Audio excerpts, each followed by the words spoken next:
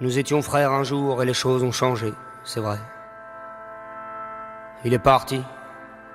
18 mois à l'autre bout de la terre, éprouver son corps et sa tête dans les champs de bananes d'Océanie où l'on se lève à l'aube, éprouver le reste sur les plages asiatiques où l'on goûte au bonheur de synthèse et aux espaces infinis que les eaux couvrent la nuit, où l'on se lève à l'aube.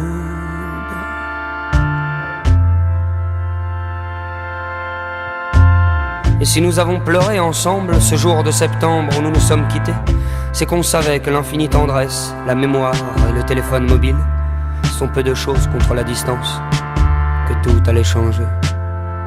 Il est parti,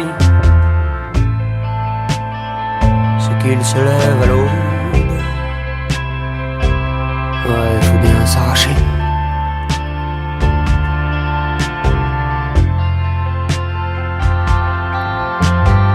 D'abord, il y a l'âge libre avant la vie domestique, qu'on attend tous comme une sentence absurde et nécessaire.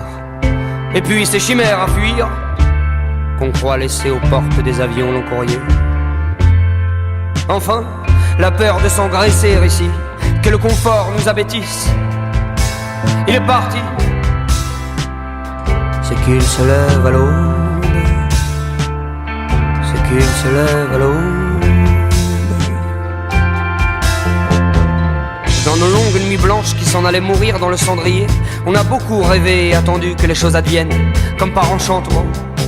Des lendemains de ces soirs grisés, il me souvient surtout l'odeur amère du tabac froid, la torpeur qu'engendrait le shit qu'on fume, l'impuissance et l'orgueil. Il faut choisir, la vie est ailleurs. Voilà ce qu'on se disait. Il est parti, c'est qu'il se lève à l'aube. C'est qu'il se lève à l'aube.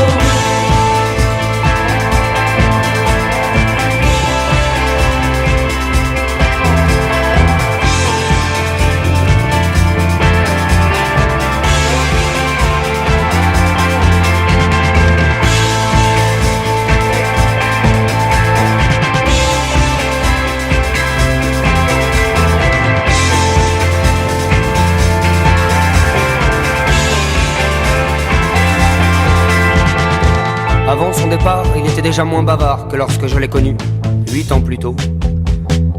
C'est qu'il n'y a pas d'âge pour avoir de vieux démons. Les siens lui parlaient, je crois, de filiation et d'arbres généalogiques. À celui-là aussi on coupe les branches qui font ombrage et les feuilles meurent à l'automne. Alors j'ai compris ces silences et je les partageais. Je me suis aussi dit que j'étais moi-même sans doute moins fougueux, moins dispendieux qu'en notre prime adolescence. Lors on découvrait comme tout le monde le péril de toute véritable entreprise de séduction et la saveur des lèvres maladroites et conquises. On apprenait aussi par cœur les mystères âpres et charnus du con féminin qu'on touche d'abord avec les doigts. Et surtout, l'insolent et naïf sentiment de liberté, les poumons amples, quand on prend la route du voyage pour la première fois. Il est parti, c'est qu'il se lève à l'aube. C'est qu'il se lève à l'aube.